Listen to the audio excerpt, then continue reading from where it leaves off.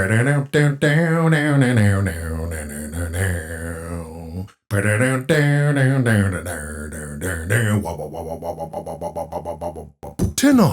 Dallas questions his intelligence, Taylor says some words about a word, and Hammond gets acquainted with a wall.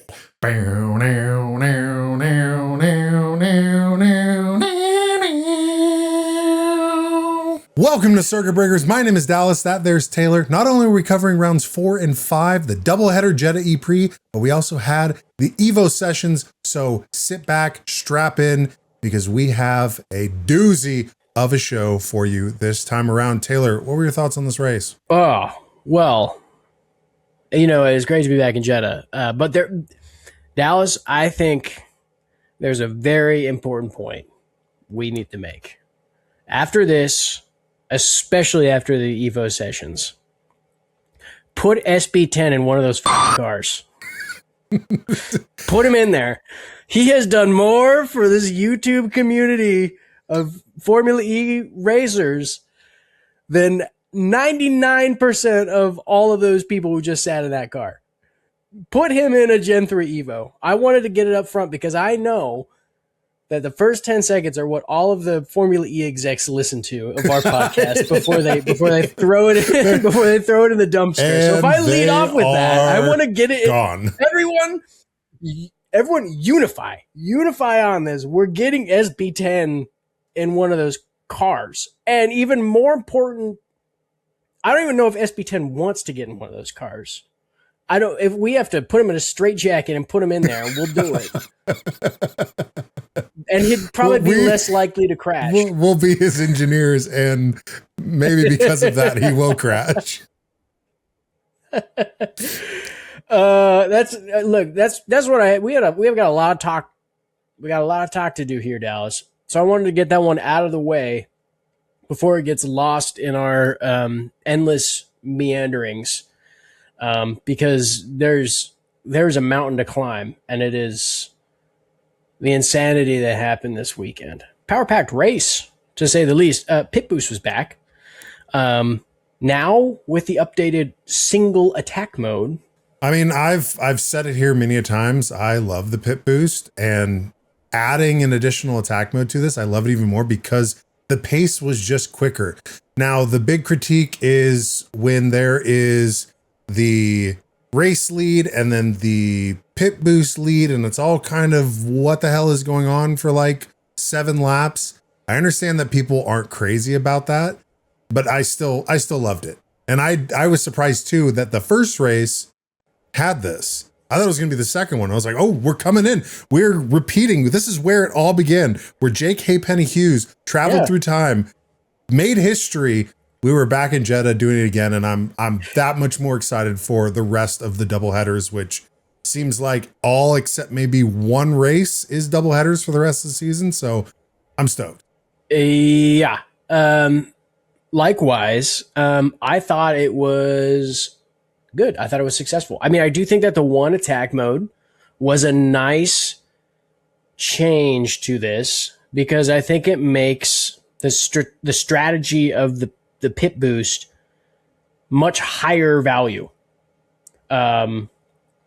Rather than it's just being like, oh, you have another big attack mode you have to take that's going to change a lot of the, rather than all of these different things like, oh, how many attack modes has he taken? How is he taking big boost? Like, where's the timing line on where everyone is with all the different activations they have to make? They just kind of stripped it down and they made it worth it, I think. Now, I still think it's an overly complex race for what is ultimately a fantastically complex series. Formula E is complex, but in like a nice and digestible way for the most part. I mean, you definitely have to be a fan, but you can also just watch the spectacles of cars driving fast, and then they get a power up and they go even faster. Yep. That's great. The addition of the pit boost, I think, is actually something that can get expunged sooner rather than later. I will get into more of that here in a bit because, yeah, I got a lot of opinions as to what's happening on the other side of the single-seater motorsport world. But I thought it was fine. Yeah, I was incredibly unintruded by it this time, where I think last time it was a little messier. I thought the timing line of like what they've done with the graphics of like your pit boost leader versus your race leader, I thought that was much more clear and easy to understand too. And it showed like strategy really matters. Yeah. This is the second time that Formula E is raced at this Jeddah track. What are your thoughts this second time around? Now that we have a good feel for it. Yeah, I think it's awesome. I think it's a great addition. It's a good circuit. It is a challenging circuit. It's a fast circuit, and I think that it is also a good way to show that these are race cars, not just like go-karts that they put in the middle of Rome. You know, it had a lot of like wheel-to-wheel combat, which is what we like, but also not like too much where it felt overburdened. And like race 2, not a single penalty. Yeah. That's unheard of in this league. Yeah. And not a but yet the race was still good. Yeah. Yeah. And no DNFs on that race too. So it was clean. I feel like what's going on in my head right now, I'm going to sound like a moron with what I'm about to say, but I don't know how else to put it. But it feels like Jeddah is a more strategy intensive race, as in like the result that you get. This is a fat gap circuit for whoever plays it right.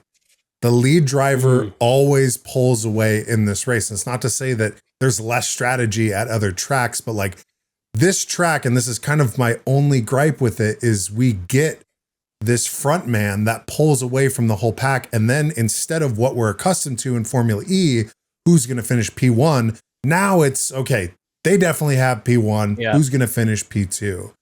But it's still spectacle. I still enjoyed it, but I think we're spoiled in Formula E of just everything is close. So it seems like a weird outlier of like, why do we have a definitive race winner with 10 laps to go? Yeah, you know, that is actually a great point.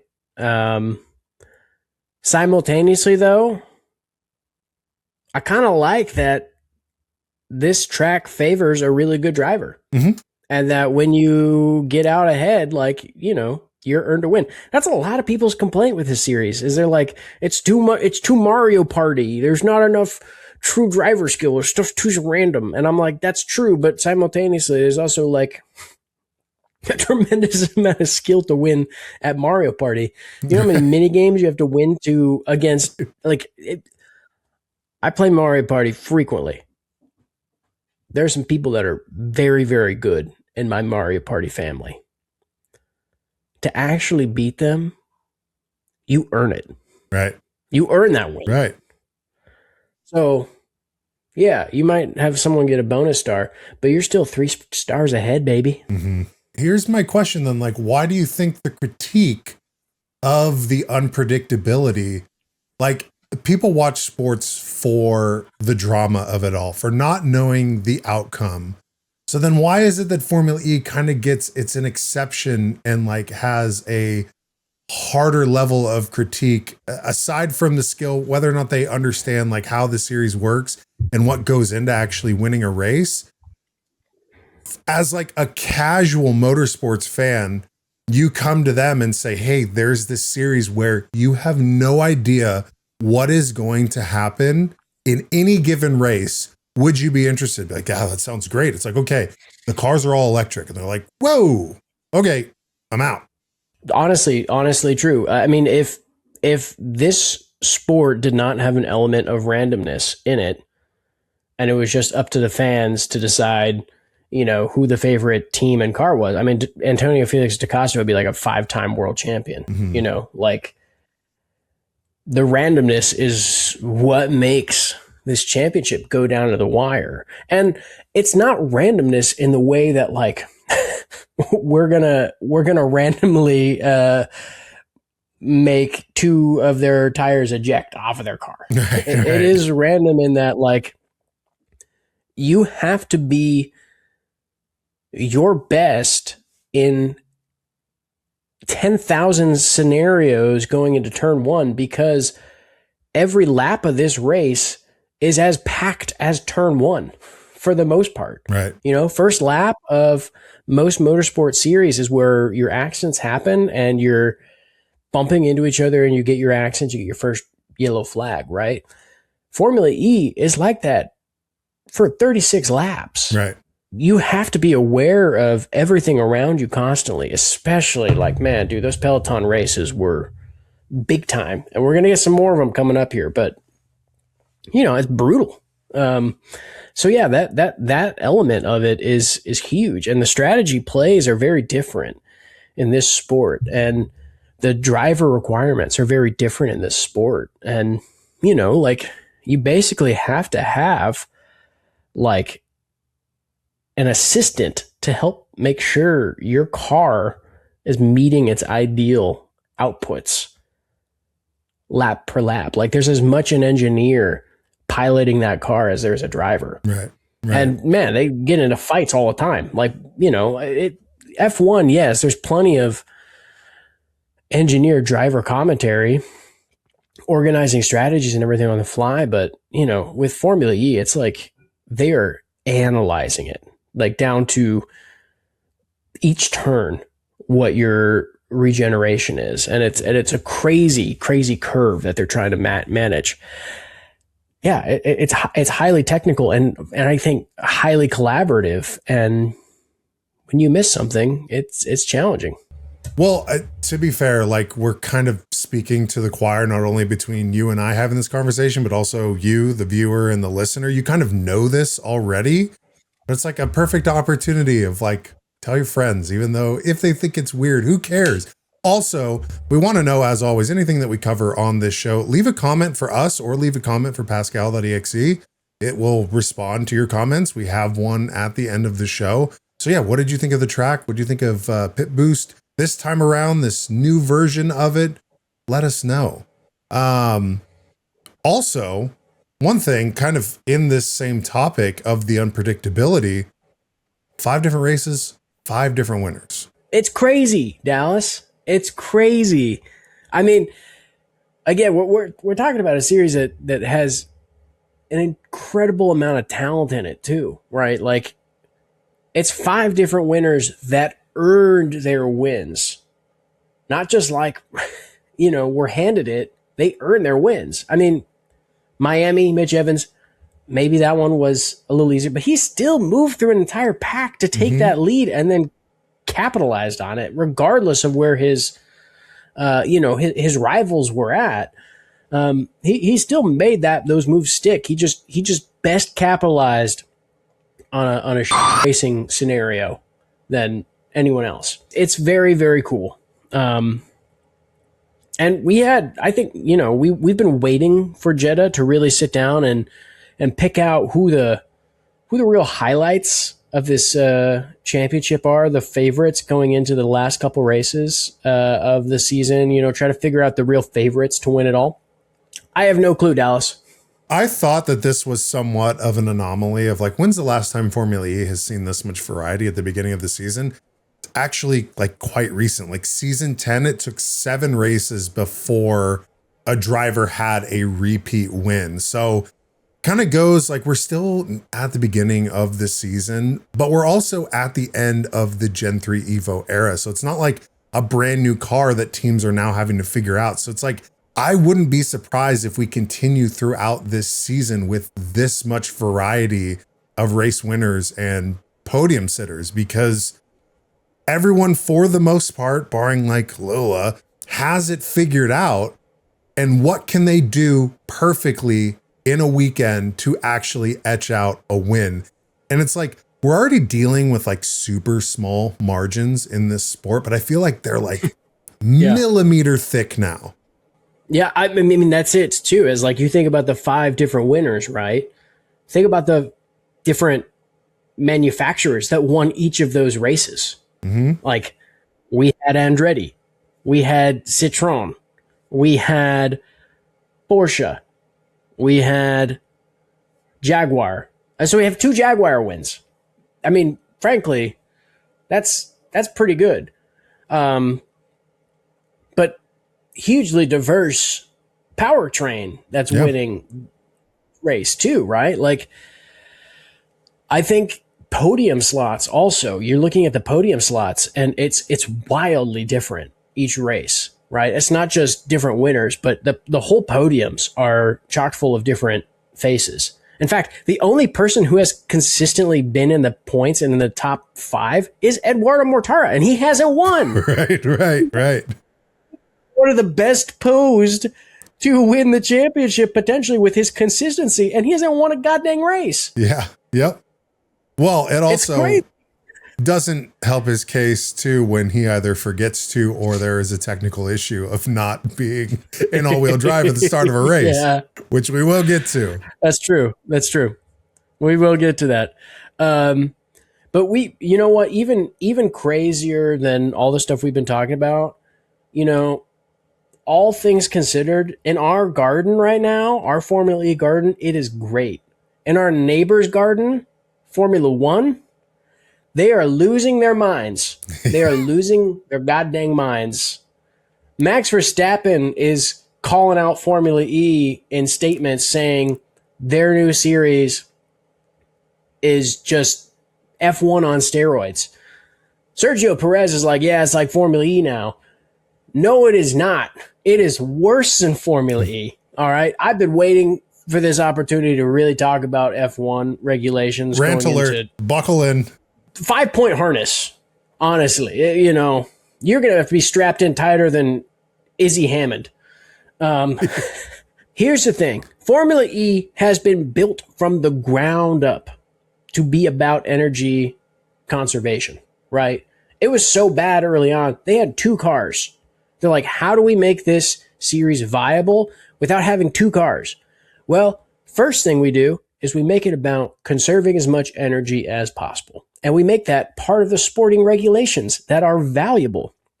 So going on 12 years of practice and sporting regulation and cars built around that, evolving around that process and that practice. Entire teams built around that. Formula One is already so complicated. Not only do they have pit stop strategies that they have to manage, tires that they're managing, gaps and race stints that they're managing to keep up with everything, fuel levels, like ride height, aerodynamics. Now they got to lap by lap make sure they're picking the right braking zone turn so by that turn. they don't get not even lap by on lap. a straight. Turn by turn. Like, it is stupid. And don't get me wrong. I think, frankly, yes, this will make a very crazy and unpredictable F1 season, which is, I think, the reason why they really did this. And I don't think it's a bad idea to electrify Formula One to a further extent than it already is. I think that the push to overtake button is significantly more interesting than just the DRS. But the fact that they are punishing them for not maximizing their recuperation of energy is, to me, now pointing negatively to the driving style that's in Formula E. Where Formula E makes it fantastic, Formula One is making it a crutch for not knowing what to do next with their series. And like seeing what's happening in other racing series like IMSA, like IndyCar, like Formula E, right? They're trying to be like, how do we get that kind of racing mechanic? And so they're taking away from the purity that is Formula One and like the technique and the craft and the poignancy of Formula One, and trying to incorporate this Frankenstein of techniques that these other series have put together to make something unique. But frankly, it's just pissed off the village people, and now they want to burn it down. Formula One's new regulations are the embodiment of Frankenstein. Honestly, if you want to see how this type of racing is done right, you watch Formula E. You don't need it in Formula One. So I don't know. I mean, I was gonna make it long winded no matter what, but that's as sharp a point as I can put in it. Yeah, one thing I did see was an interview of Big Daddy Dodds taking, the swirl of Max Verstappen critiquing this is Formula E. He doesn't like it. Jeff Dodds took it as a PR opportunity, and what I was hearing him speak about of like, hey, I talked to F1 drivers. If you want to get a seat and just drive it around and actually like get a feel for these cars, you're more than welcome to. And probably in a way in the subtext saying like, actually, our cars aren't bad. I don't think that you'll dislike our cars. Additionally, there was some talk with Gen 4 coming up that staying in Jeddah, they may extend this track closer to the F1 length and have Jeddah be like the proving ground for speed in the Gen 4 platform. So yeah, tons of exciting things happening in Formula E, tons of unknown things happening in F1 as that season is about to get started. Yeah, I know it. Honestly, I'm more excited for F1 than I've been in a long time just because of how messed up the rules are. Which is a weird thing to say, but I think it is actually a good thing. No, honestly, I mean, and also going off of what you just said too, tons of Formula One teams are contracting Formula E drivers to work in their sims and to help them with energy management and recuperation. Like Nick Cassidy is like behind the scenes, basically driving one of the cars. I'm assuming it's probably Red Bull, honestly, to try to help figure those things out. So, dude, honestly, put Max Verstappen in the Gen 4 Evo and let him floor it. I mean, I'm sure he'll actually have fun. I think he's criticizing it because he's, attached to a, 7-figure, 8-figure price tag. But, dude, you're ready to go race in NASCAR tomorrow if you wanted. Right. Like you're. Get in, try the Gen 3 Evo or the Gen 4, and then let us enjoy it. I mean, honestly, for all we know, Yuki Tsunoda is going to be on this grid next year. Yeah. Well, one thing I've seen too is there is a fairly clear divide between the older drivers in F1 and the younger drivers as far as like the preference or the potential proficiency at their new car, where the younger drivers are more experienced in the sim. That's kind of how they've grown up racing, because we literally have children racing these cars now, everyone that's coming in. And then you have your Verstappens and your Hamiltons and your Alonsos that are like, this is not what I have been doing for 20 years. So I hate it. Change is inevitable. Yeah. It's inevitable. That's what it is. We also had a big Kiro controversy. Yes, we Shocker. did. Yep. So shocker, dude. Every episode we have something to say about Kiro, and you could chalk it up to my personal fandom, and just it's been a really fun team since we started this podcast to just talk about. But now they're just teeing it up for us. We don't even have to do anything. Sometimes we've stretched to be like, how do we talk about Kiro in this episode, or Neo, or ERT? We're at the point now where it's like, okay, they're going to do something and we just have to be ready. And so, yeah, they did something. And yeah. All press is good press. No, look at what happened to the United States. Stop that. Like, not true. Not true. You can get into too much trouble. Indeed. And that is the truth. Well, hey, let's get into some of the details of the racing we happened to experience. We had a rare crash from Ollie Rowland in free practice. That really set him up for kind of a bum first race. I had high hopes for Ollie in this race because he had such a strong win last year. Yeah, exactly. I did too. I put him in as like one of my favorites going into this. Just, he was so on it. But he was behind. Yeah, he was really behind the mark going into that first race. And, he managed to figure out race 2. But the team also, I feel like, has just been like hit or miss on their setups and getting everything organized for each race. Part of that is probably because they have to, rebuild a front right wheel. Even more impressive than that, Eduardo Mortara, double podiums. First double header, pole and then follow-up pole. Now, pole position oftentimes is not really like a designation that you're going to win.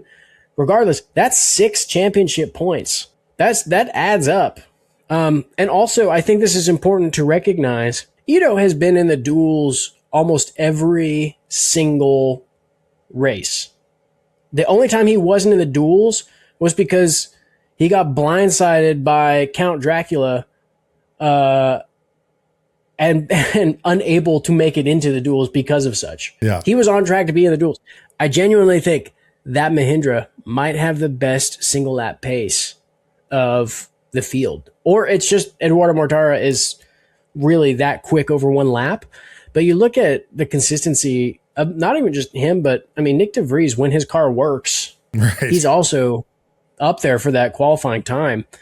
I just think that maybe they don't quite have the endurance that some of the other teams have. I think they get a little more derating towards the end. But I think they are maybe fastest over one lap. We can sit down and do the math on it, but I'm sure someone else in the comments could do that for us.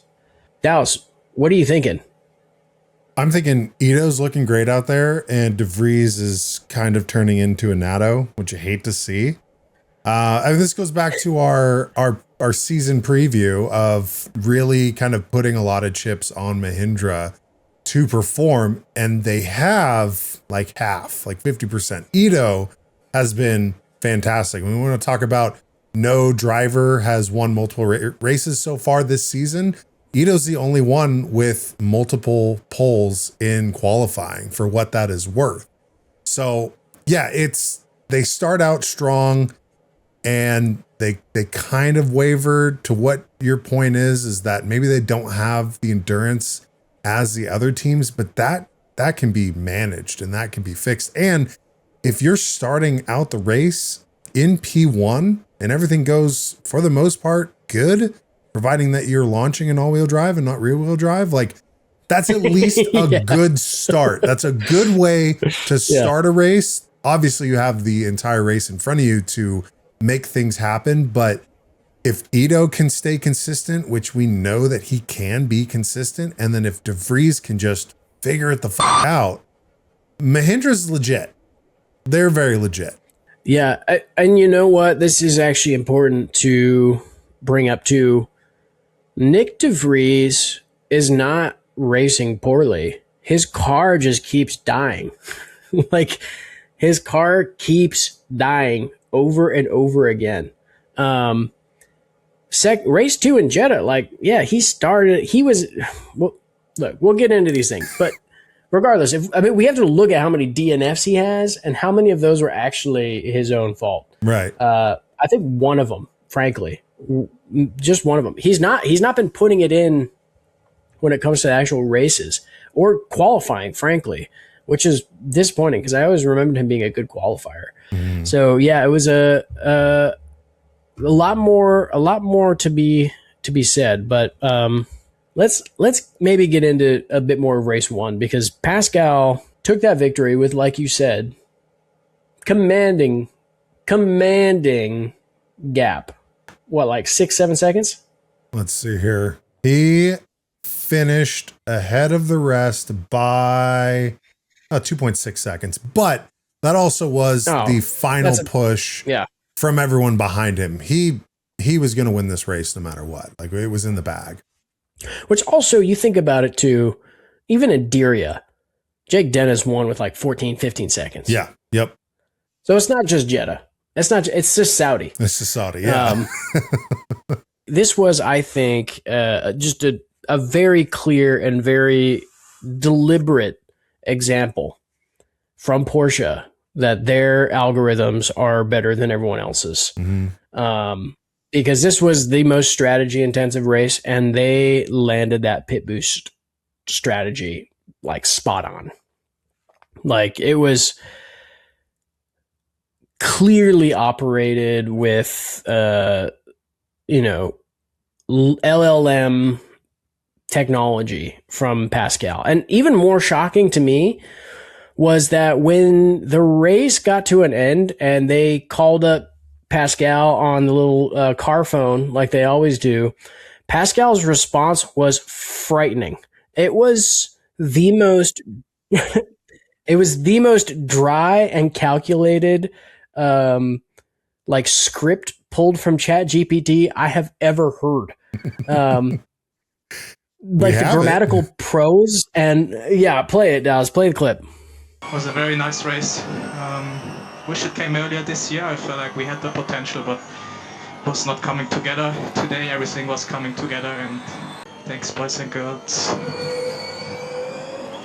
Matter of fact, which is what we've come to know and expect from Pascal when you have an AI in the race seat, it's business as usual.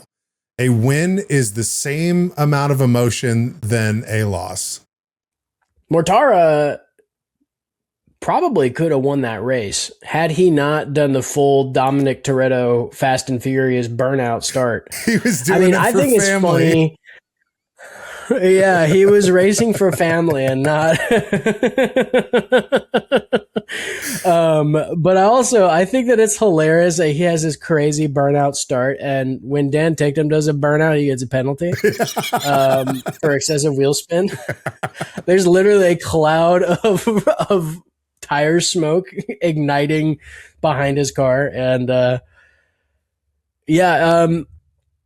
there was some like speculation like, oh, he didn't put it into full power mode and all of this other crap. No one really knows what the deal was. But he just maybe had cold tires. That was the answer we got. Regardless though, had he actually stayed up front, because he lost like 5 places and then he fought his way back. Had he actually stayed up front, he probably could have done decent, like been a place or two up, not had to take over as many cars, or would have just led decently well for the first stint and then started making more calls.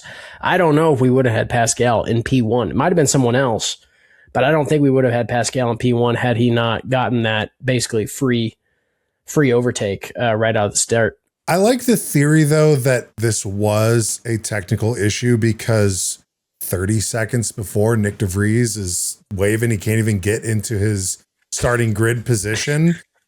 And so it's kind of like, this is what Mahindra wants to avoid, because it's on brand for Mahindra from Mahindra's past of like, okay, something's Nick going Cassidy wrong. Rubbing that forehead. Yeah. Nick Cassidy was rubbing that forehead, that occult signet just etched into there. Yeah, I mean, the truth of it is someone with the wacky racer narrative that we've put together for this series, they either got DDoS attacked by Pascal and Porsche, they either got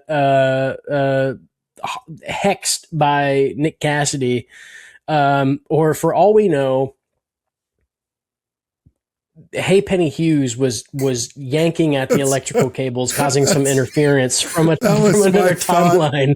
This is Penny, because he basically left the timeline in Jeddah last year, so his spirit was trying to get P1 to 88 so he could come back. And as we know in Back to the Future, the fire after the wheels, he was trying to get fire, all he got was smoke, and now his industrial revolution era spirit is still roaming around tracks just trying to find a place to go. Yeah, and it was one of those races where we saw what was starting, and immediately we saw the don't start, help me from Nick Vries, and just the groans just ignited, right? Like, okay, he didn't even start. But what the real icing on the cake of that is that Nick de Vries had to have a tremendous amount of his car's components replaced, giving him a 60-place grid penalty for the following race. Now, the last time we had a massive grid penalty, the last time we had massive grid penalties was, I think, Gunter We had like a 20 place at one point, 20, but I think yeah. Gunther was like a 50 place. So this is 60. This is the new height for going into grid debt. Like Nick DeVries is like he's in more debt than I am with my student loans at this point. It is wild. Because not only did he have, I think he had a drive-through penalty that he had to do for the following race too, in order to like rectify his what he owed. Like he's got to drain some blood into the cauldron for Count Buemi. Like, yeah, and speaking of Dallas, I think, we're going to be kind of talking freely between race 1 and race 2. Count Buemi had a hell of a weekend. Yeah. Quietly too. For whatever reason, I feel like, he's a creature of the shadows. He operates in the shadows, and you forget that Sebastian Buemi is out there in the field making moves, and then there's this envision, and he just appears with a cape and some Ito tire smoke, and then he's relevant like every race. This is the only night race. This is the only night race of the season. If we consider that maybe his reason for succeeding in Tyria is just the fact that there's no presence of sunlight during the entirety of the race. Because like you look at it, race 1, he went from P18. That's Nick DeVries grid debt level of pay what you owe. He made it up to P7 in the points. Yep. And then race 2, P7, second place. Yeah. Yep. Like he was an absolute assassin out there, man. It was awesome to see because honestly, been a pretty rough time for Mr. Buemi over the past couple of years. He had some resurgence last year after, he and Sylvain Philippe's School of the Dark Arts were able to quench the Cassidy curse. And he got that. Actually, I think it was an overcast race in Monaco too, he won. Yeah. It was in the wet. It's when there is it's when there's the least amount of sun is when he succeeds. You gotta be kidding me, man. So he's gonna be scratching outside my window, eyes glowing, like you're making too much evidence. Like, if you're asking yourself, open the door. I gotta find a way to bet on Formula E, check the weather report, and depending on what it is, put it all on or all against Buemi. Because we've talked about it too. Oh. We saw him in the flesh, or at least we were in our flesh. He's this undead creature. But we saw him in Portland, and he was under an umbrella and just not having it. We think, ooh, like this might be it for Buemi and Frines and like the whole team, because they were looking bad in that season.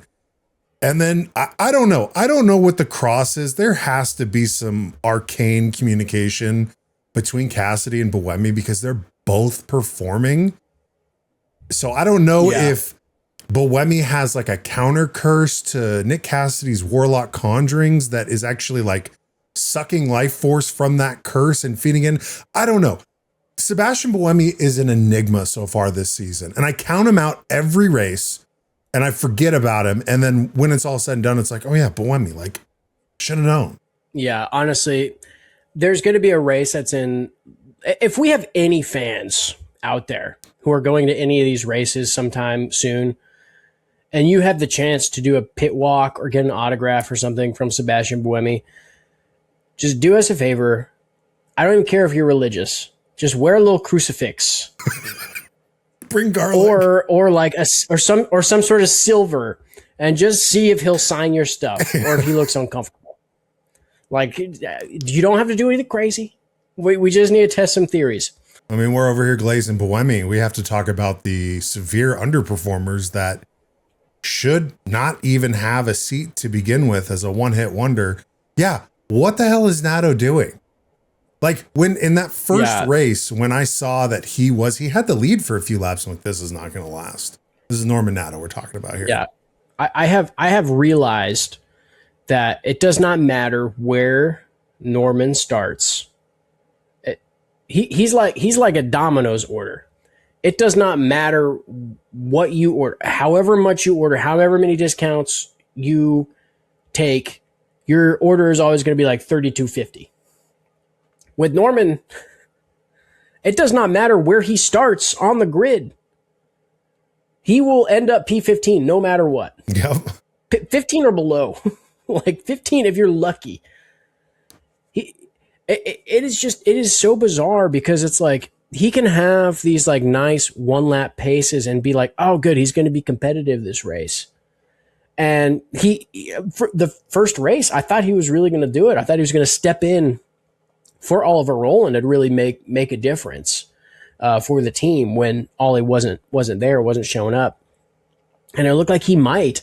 And then almost as if like not really any fault other than a couple of like hasty battles that dropped him back and a little bit of contact and just lost pace and sunk like a stone.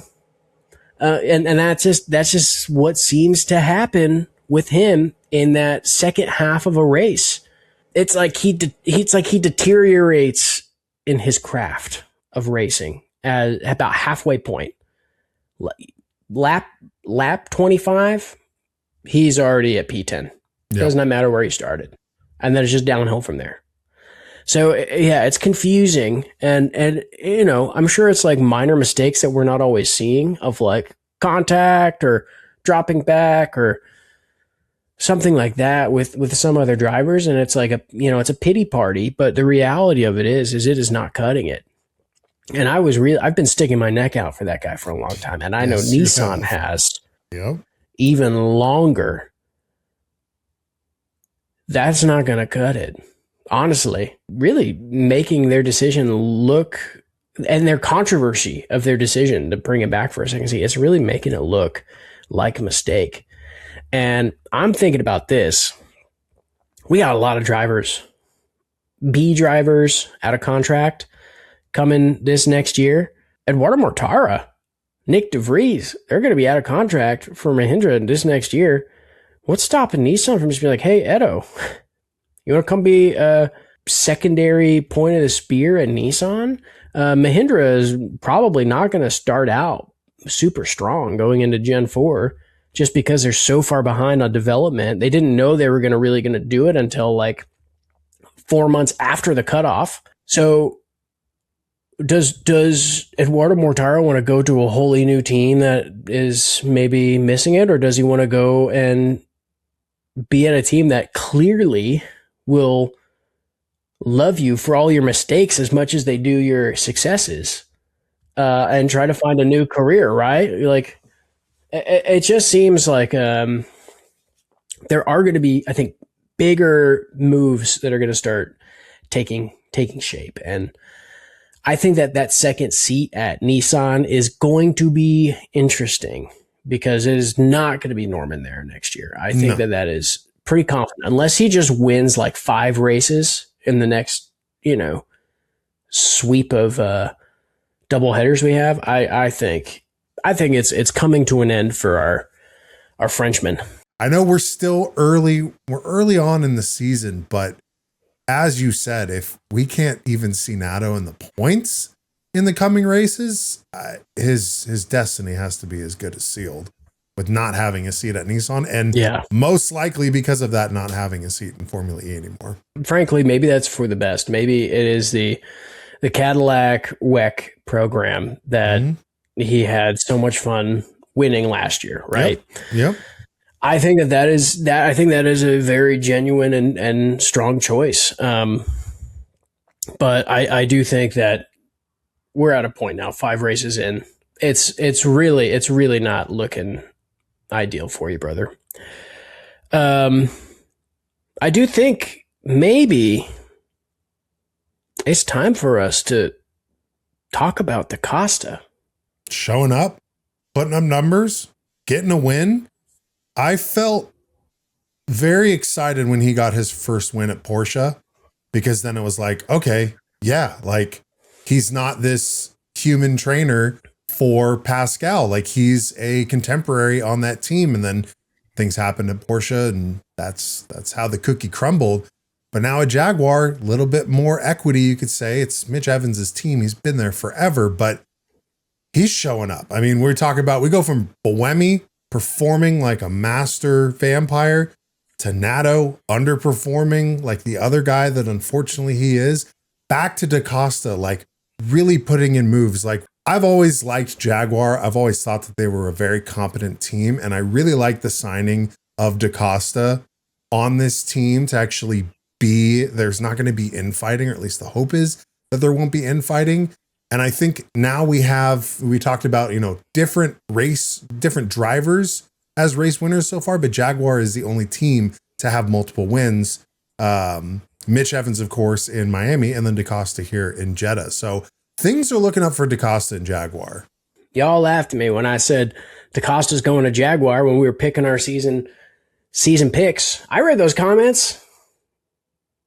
I am not crazy. I knew DaCosta was going to be a incredibly qualified candidate for a championship in that Jaguar seat. And the idea of him going head to head with Mitch Evans is huge. But I also think that new leadership with Ian James, as well as I think looking to the next generation cycle, the Gen 4, is just showing that like good drivers are good drivers.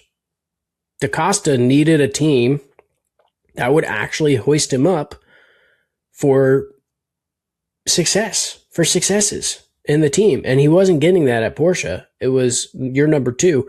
As he saw from the entire Jaguar saga, there is no favorite son at Jaguar. They just want to win races. Mm-hmm. And I'm sure when push comes to shove, like Mitch will have his day if he's earned it. But DaCosta has had really bad luck up until this point. Yeah. He got speared by Daruvla. He got a haircut from Pepe. It's not been an easy start.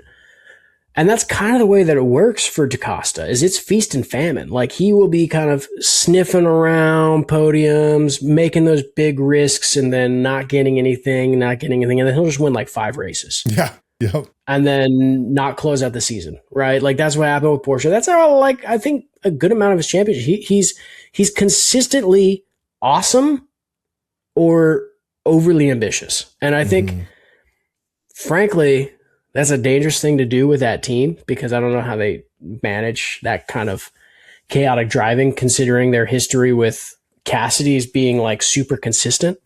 But Mitch Evans is always just like a little more consistently sharp in what he's done, and that team still hasn't gotten him a championship. So I think it's anyone's game still to this day, and I don't think we should oversell this victory, but I do think that it was a dominant victory that he showed, which is good. He deserved one.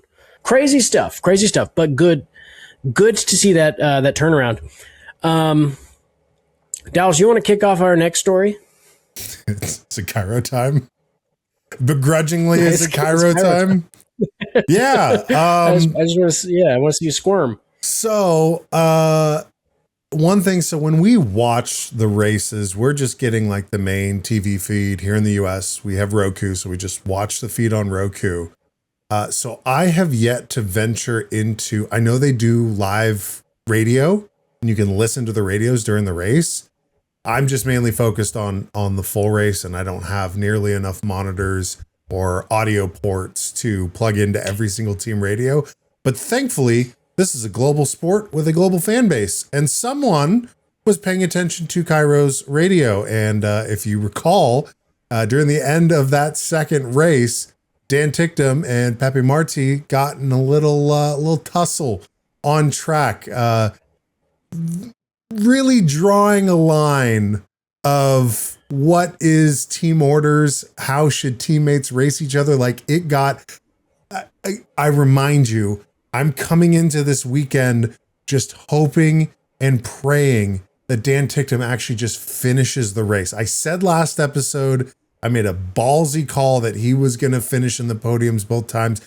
what I really meant, and if you read between the lines there, what I really meant is he's going to finish the races. That was what I wanted from him. And so there was this vehicular exchange between the two Kiro boys. And the first thing that we thought, Taylor, when we were watching this is like, we need to get a camera on Dan Ticktum or someone else on that team, because I thought that it was going to be like Andretti at London a couple years ago, where he stormed through the paddock to what other garage? I can't remember what the team was, ready to throw hands. I think it was Porsche. I don't know. I thought it was going to be something like that. But instead, we have something that Kiro at this point is no stranger to. It's another controversy, but this time it's not necessarily on Danny Boy's shoulders. It's on Pepe's. Pepe went off the rails this weekend. I mean, let me also preface this. He obliterated Zane Maloney on the first lap of race 1. Like, I was actually kind of shocked he didn't get a penalty from it, but it's first lap. But, you know, like, Zane Maloney actually had a really good launch. I think he overtook like 5 cars in that first opening lap. And he was just very clearly going around the outside, shooting the gap. And Pepe just got blocked by Cassidy, and Pepe just went straight into him. And then it was like, it's his fault. He should have known I was driving there. It's his fault. It sounded awesome to hear him really inheriting the overwhelming lack of touch that the Kiro team unfortunately has embodied. But then we saw him confront Dan Ticktum on track, Dallas. And a reminder, hold position and watch beep into Yeah, TAC. I will hold position. I will. Come on. You serious? Pepe has been told to hold position. P average. I don't know what the that was. That's checkered flag. Yeah, well done, good race. That's good points for the team. Yeah, we need to have a serious talk. Yeah, we I can. don't accept that. We can don't discuss accept after. that. We can discuss after. I may be a rookie, but I'm not a and that is a move. However you see it. Yeah, Pepe, that's enough, mate. Let's talk about it later. Yep, copy. Sorry for saying it on radio, but yep. Oh, yeah. And then he immediately recognizes That he's on a hot mic. what he said, that he's on a hot mic, that the world can hear while he's driving with a Disney Pixar livery on his car. Yeah, hold on. Let's In a team that has already got so much, the team already has so much focus on them, Dallas, because they have enabled these kinds of nightmares and emboldened these kind of nightmare conversations from their drivers. Like, Dallas, I have to say that Kiro is an incredibly toxic team. They are doing a lot. Like, they're funny and they're cute, but they're enabling really, really, really negative language. You have to show up and be a role model. Like, for fuck's sake. Yep. They're not This is a global sport. Yeah. They're not at the level of like F1 driver fame, but it is a global sport. They have a responsibility. And it's one thing too, like how people conduct themselves in public is different than how they do in private. Every person is like that, but everyone has like that filter they put on of like, I know not what to say. And I'm not like saying like I'm saying a bunch of slurs off camera, but it's like, it's how you conduct yourself when basically the lights are on you. And it's like this word, it's to the point now where it's like you hear it and your ear like perks up like, whoa, I don't normally hear that anymore. Like, this isn't 2006. What did he just say? So, and I learned that word is offensive in 5th grade. Mm-hmm. We had an entire segment of our school dedicated to removing that word because there were kids, individuals in all of our lives that had that moniker thrust on them for most of their life. Mm-hmm. Like, look, we already have we have an AI running on track with a vampire, a warlock. We got Joel Erickson in the mix, and a guy that we have made up lore where he eats tires. Yeah. All right. We're not like glorious figures of like political correctness, but we're not bigots. Right. Right. You know, like we're not making active. We're not trying to punch down on anyone Right. or anything. Right. Yeah. We hold any sort of athlete in any sport, any sort of public figure, they're held to a higher standard for a reason, because you and I aren't sitting here covering some backyard race series for the giggles. It's like, this is a global series. It's a global sport, and it has global consequences when you f up like this. You cannot post in the comment section and expect those words to go away. They exist now. Yep. Yeah. Kiro needs to really put an emphasis. They can be the fun team. They can be the goofy team, but they can't be the hyper problematic transcending the racing team, because at that point, then it's not fun anymore. Then it's cringy. Then it's like we have to cover this instead of some goofy. I will say this. David Beckman has never uttered such a word in his life. No. I'll leave it at that. No, he has not. Bring back Beckman. Dallas, we're at an hour and we have just scratched the surface. So I think we're gonna keep this last Evo Sessions quick. Okay. I'm sure, because the reality is I'm sure all of you coming to get our take on everything have already gotten a massive amount of takes from people that don't even care about racing because it's so funny. But I also just want to go over this. Like, it was kind of a good event. Basically, they just kind of did like a broken down version of the qualifying duels, but they made it into like a little, single lap tournament thing. I mean, they had two teams. Two teams did not matter in the end because one team was clearly more equipped to succeed than the other. But it made it for like a fun spectacle. Yeah, we had, the people that you would expect to have a blowout success, and they did it. Some decently quick driving towards the end. I mean, not crazy, but well, you say the people that you expect. I didn't know basically any of these YouTubers. That's true. I had exactly. I looked them up and was like, whoa, that is a big number with an M right next to it on their YouTube page. Who the hell are they? What do they do? Exactly. Yeah.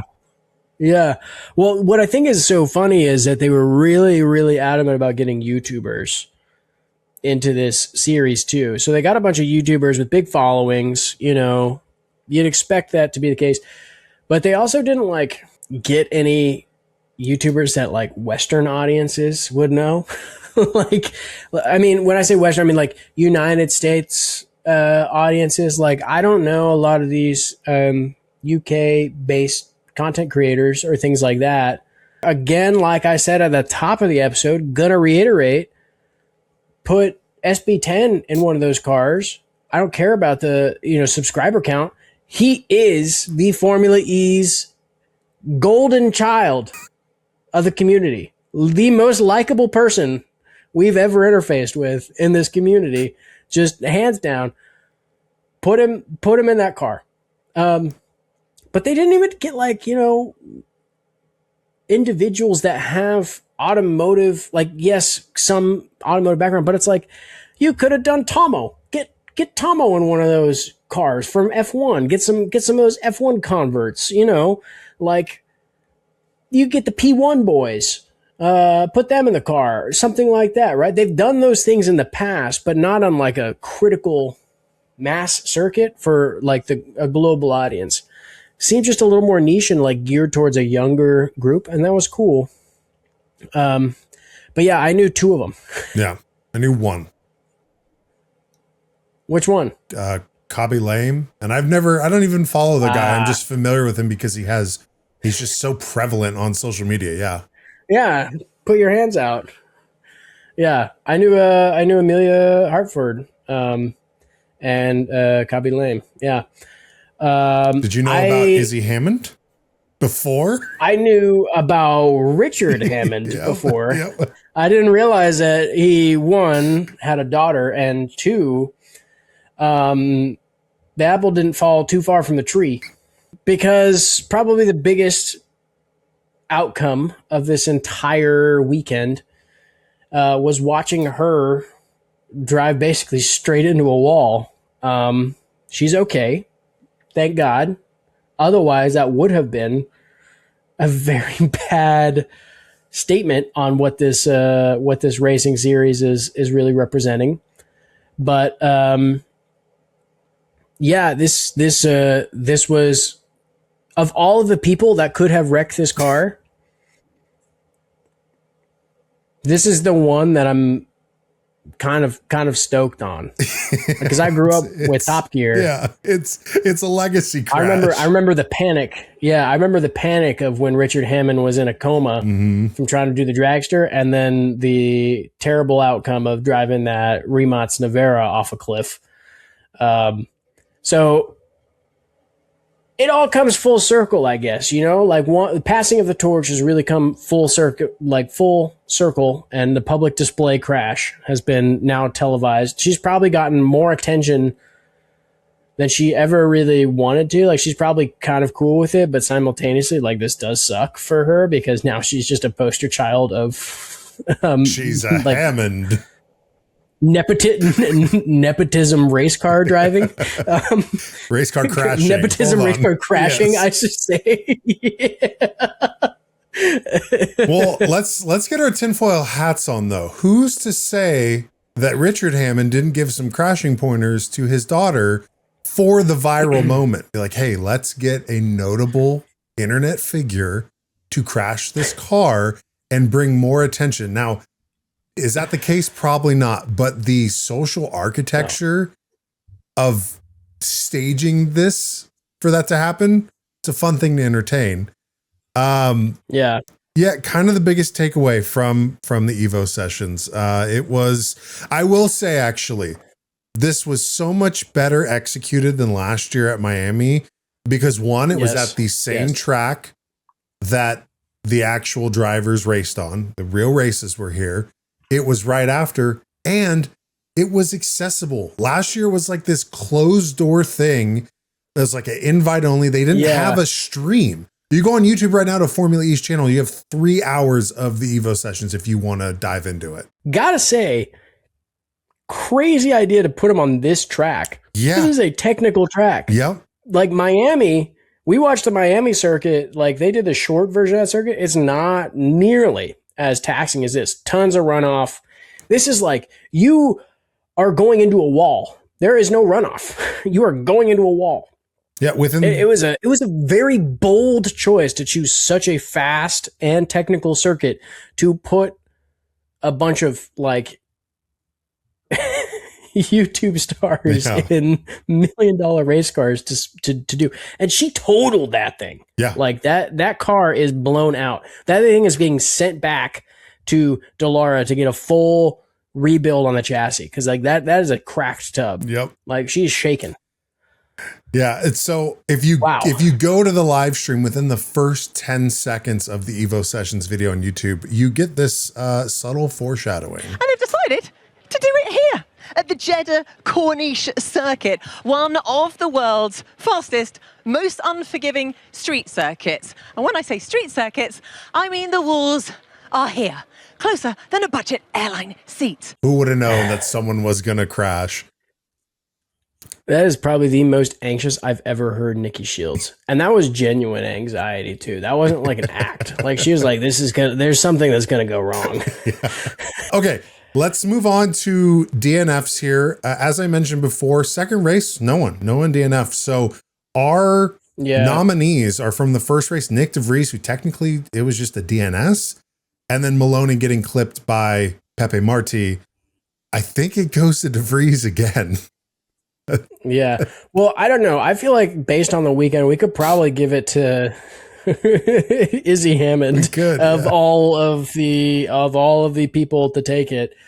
But I do think that it was a Nick DeVries, unfortunate diarrhea DNS, and then Izzy Hammond. Honestly, I think it's Izzy Hammond because that way when it comes to the award show time, we can really point to that one and being like, remember when that got us like 300% more viewers than we normally do? Well, it's also too, we think back to Stoffel's crash where we had Pascal do the math and that much G's. Yeah, that was a big slam. shunt. That was Stoff. That was a big shunt. Yeah. Izzy Hammond. And hers was into a concrete wall. His had Tech Pro. Yeah. So his was like, like there was some, but his was straight in. This one, yeah. Yeah, the G-forces on the bowels for that DNF was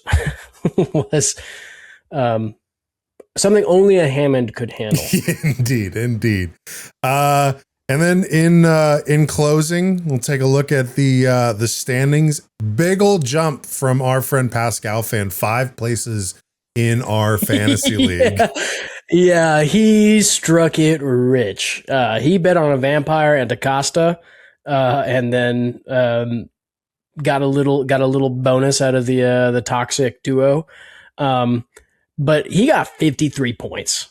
That is massive. That's a massive points haul. If you're looking at this and wondering what the hell this is our fantasy league. We are making strides to have this available to you, the Formula E fan community, by next season. So we're kind of just previewing it as this season progresses. And then if there's interest, our hope is that we'll have this come out and make it available next season.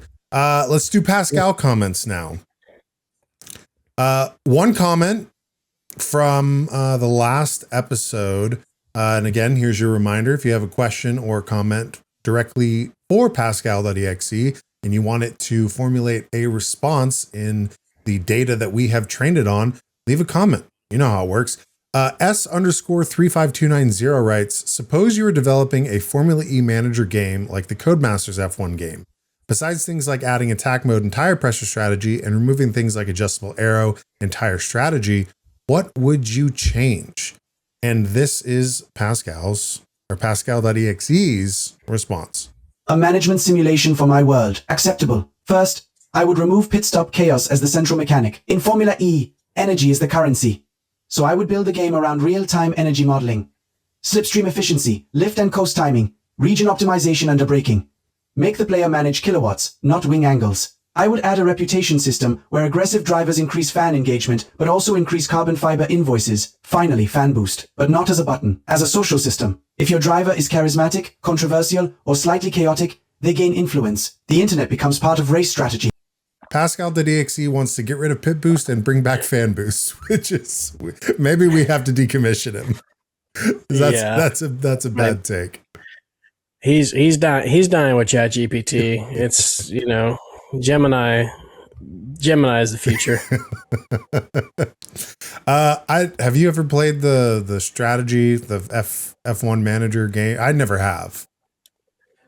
No, I have not. I made a fantasy Formula E league to kind of duplicate the same aesthetic and quality, but on a very analog format. Yes, indeed. It is kind of mind-blowing that it's not just like a playable car in things other than Trackmania. Right. Right. Like of all cars to be in, Trackmania is not the one that I think is best representative. So it would be nice to see more implementation of the technology and the real capabilities of those cars into more simulators. They have them, but they feel like very untunable. Just here's your mod Gen 3 car or Gen 3 Evo car, and who knows what the updates have done or how accurate those are because they're not officially produced. Yeah. Well, everyone, that's the show we have. That's it. A little longer than usual, but a whole lot to cover. So if you've made it to this point, yeah, man. Thanks for sticking around. You clearly love the sport and you clearly tolerate us.